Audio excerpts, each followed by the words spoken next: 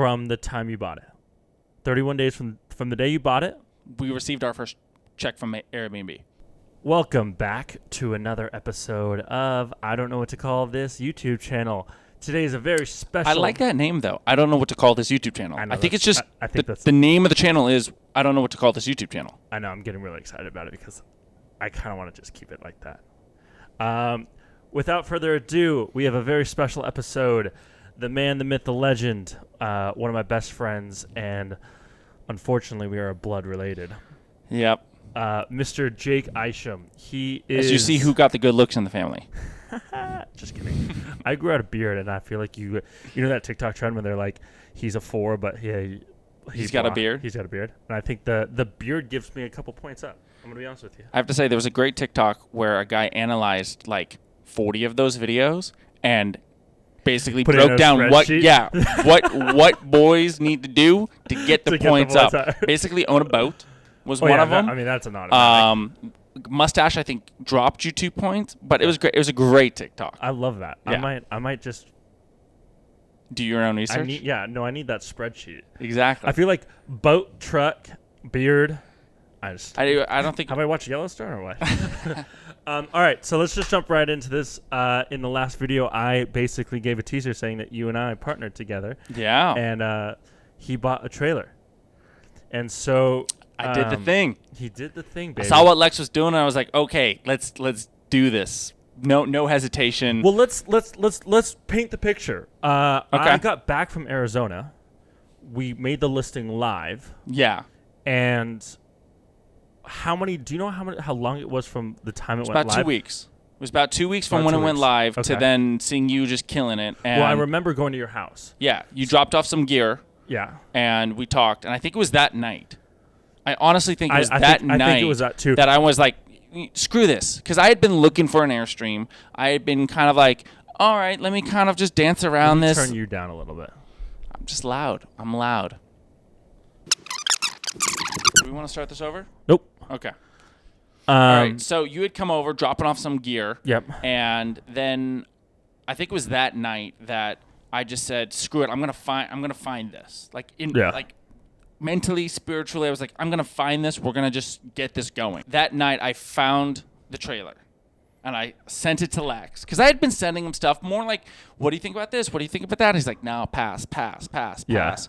Found that, and I sent it to you, and we could pull up the text messages. Yeah, we'll pull up the text messages. I also think what was important was that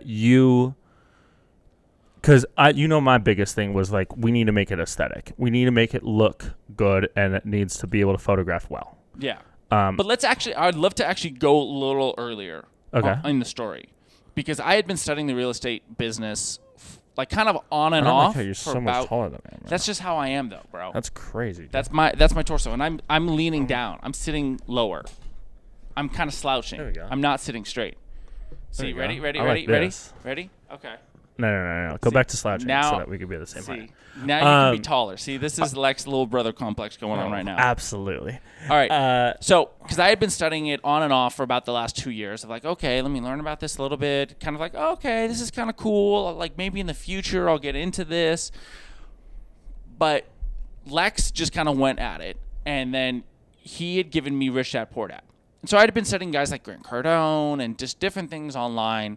But Rich Dad Poor Dad, what was fantastic about that book, it was just the undercut, and it was the fundamentals of it, where Grant was very tactical and of like, oh, you need to do this, that.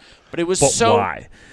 And that's the thing where like I didn't understand it. And Rich Dad Poor Dad, for me, kind of filled out the knowledge of like, oh, I get what we're doing. And then I go back to Grant because that was the kind of like the mentor I was kind of been following for most of this, and kind of like everyone else. Yeah, like he's, obviously he's really big in the space. But what was great about it was because it made sense to what Grant Cardone was teaching. Grant hadn't been able to illustrate it and communicate what Robert Kiyosaki very easily said in Rich Dad Poor Dad. Yeah, and for everyone who's listening, what Jake's kind of explaining from a very practical standpoint is that Rich Dad Poor Dad outlines the importance of cash flow and the importance. Well, actually, just the difference between earned income and passive income, Yeah. and just what that difference is, and taking the mentality of either an employee or a self-employed, as Lex and I have been basically just self-employed, and then the difference between a business owner / an investor. And one of the recent realizations I've had owning real estate is being a business owner. Yeah, absolutely. Because it's just a business, but you're not in it every single day. Yeah. That's just the difference. And Other people or your money is making money for you. You are not trading hours for money. And that's just the biggest simplicity. thing. It's just the hours for money. Yeah. And whether that's, I work on a project basis, you're still trading hours for money. Yeah. And that is the quintessential basicness is like, I'm not on an hourly, I'm not on a project. I don't have to do something to make money. Yeah. To bring it back forward to where we were. Yeah. You would come over. House. I found this on Facebook Marketplace. Yep. It was for $14,000, and I sent you the listing, and you're like, if you don't buy this right now, I will. And I think the biggest part of that was that you sent inspo of what you wanted it to look in the future, because how it was originally looked like ass. Well, that was the thing. You kept saying like, I only want no trailers. I only want to do Airstreams. And I was like, but a trailer could be dope. To convince you, I sent again those couple of photos of which was the big convincing, because I was able to see his vision in it and be like, oh, that's actually super aesthetic. dope. Yeah. And then you thought of the idea of incorporating mom and doing the mural. And then you added a second mural on the front. Yeah, I was just kind of throw away, but still, it's a second mural. Yeah. So then you pulled the trigger. Well, yeah. So we talked it down to 13.3. Not a great. He's the master negotiator. I am not a master negotiator. I talked it down to 13.3. We could have talked, knowing what we know now. Oh my God! We could have the talked guy that down to wasn't 9,000. willing to talk down, and because of that's neither here nor there. Long story short, he put 4 solar panels and a battery, which wired basically all the 12-volt batteries to 120 volts. So then we ended up going there. Yeah. So I did. He was like, I want to close immediately. I was like, okay. So I was able to like, cool. Let me do like $4,000 deposit. I had that liquid, so I can do that. I drove down to Temecula from LA, gave him the $4,000. It looked good. Again, I don't know anything. I've never bought a trailer. I've never stayed in a trailer. Jake took photos. It did look good. I mean, it was a very well set up system that they had, but it was made to be plugged in. It was made to be in a campground that had power and water. So then we came back down. Lex and I rented a truck, drove back down on Sunday, and gave him the rest of the money. What's up, Jacob?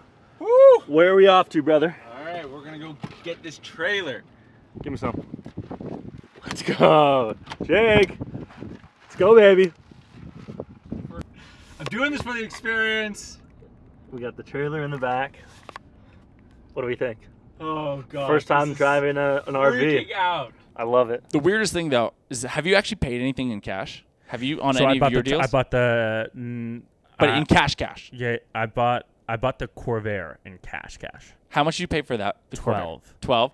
Dude, and carrying that much cash at any time, weird. I don't like it. Yeah. I don't like it. Especially in our digital age. I was checking my surroundings at all times. I felt it was slightly like legal bank robbery, even though it was my money. Yeah. Like weird asking for like $9,000 out of a bank and being like, oh, here's an envelope with $9,000. Yeah. And I expected it to be a little bit more than what it looked like. But like when I fanned it out, I was like, what am I, a rapper, dude? Yeah, that was definitely an interesting experience. Ooh, dude. I like that image. Brother. So then we bought the trailer. I bought the trailer. So then I spent the money. Jake bought the trailer. Got the car. Brought it back here. My parents' house. And that's when we started the renos. Yeah. But one of the things, too, I told Lex, I was like, in 30 days. I want to get this listing up in 30 days. Yeah, which I was like, no. He's like, it'll be what it is. I'm like, no, 30 days. But then at that point, I forgot about it. I kind of let things live. I actually didn't. Yeah. I didn't go like, oh, when's that date? When's that date? When's that date? And it was relatively turnkey. It was all we had to really do was aesthetic upgrades. Yep. It was pretty much all cosmetics. So what we did we knew of. That we knew of. It was cosmetic upgrades that we knew of. the biggest thing that we wanted to do was that was, I guess, costy was the countertops. Yeah. We put in And new that's also marble something that you countertops. can't really do yourself unless you're like, you know what you're doing. Yeah. I mean, they were granite, but they look like marble. But they were nice. Yeah, I think they turned out great. Painted and then everything the black painting, and white. Yeah. Again, it's just like cosmetically making it look attractive. The big game that we've found in this is how do you Airbnbs are sold by the location. First and Absolutely. foremost, Yep. is like, is it a prime location? Second, do you Experience, have too. great, the experience, the location, all of that. That all Like, is was it around it, wrapped yeah. into it? But then, do you have aesthetic photos of the property? Yep. Like, that is the biggest key I've found with Airbnb, just even as a consumer of Airbnb. Yeah. Of like, and does that location have something that makes it unique compared to the other things in that location? The day after, Chris comes and we drive it up there. Mr. Chris! What's up, brother? Look at this handsome man right here. Far away from you. What? Open the gate. I'm too far away. Look at this handsome man. Keep going, keep going, keep going, keep going, keep going, keep going, keep going. That's good. And down goes this puppy. I think we're good. We're on the road, baby. So we spend about 12 and a half hours from LA to Valley, Arizona, going 55 miles per hour. We watched 3 movies. Just chugging along. We brought the kid, Bronx. The Bronx Oh, yeah. came with us. Piece of cake. Bronx, what do you think, bud? You comfy back there?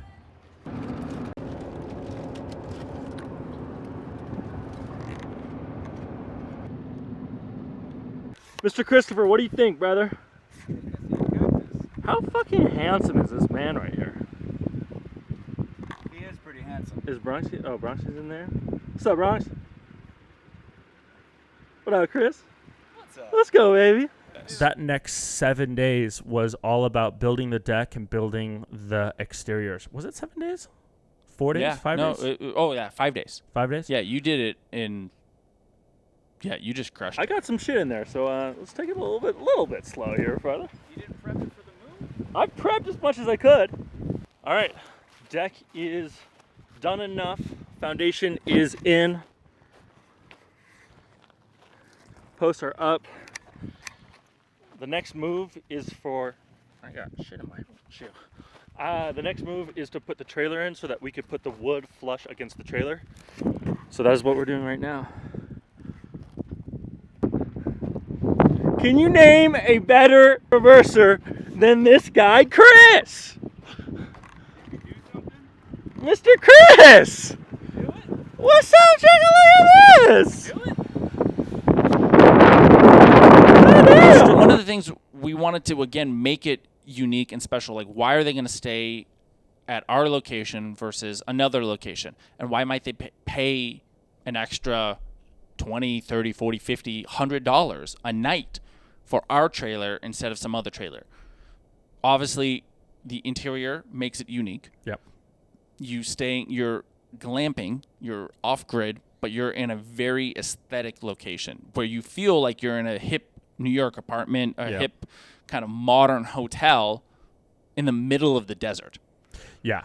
But then that added experience of having this deck allows people to really go, oh, I can sit outside. I can, like there's something special about waking up, having a cup of coffee out and looking out at this view. Additionally, at the end of the night, being able to sit there and watch the sunset.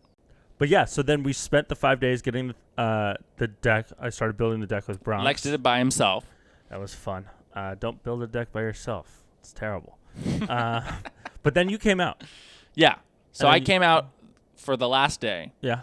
to kind of help finish up and help take You some got, photos. you got some nails in there. I Cut to I had footage to of Jake doing had some to nails. build some calluses.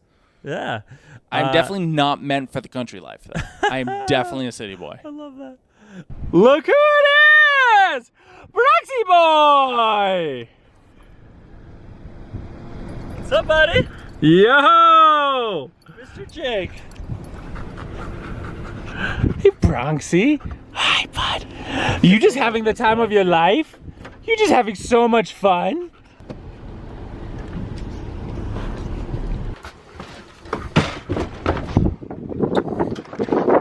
I need to screw in all of these.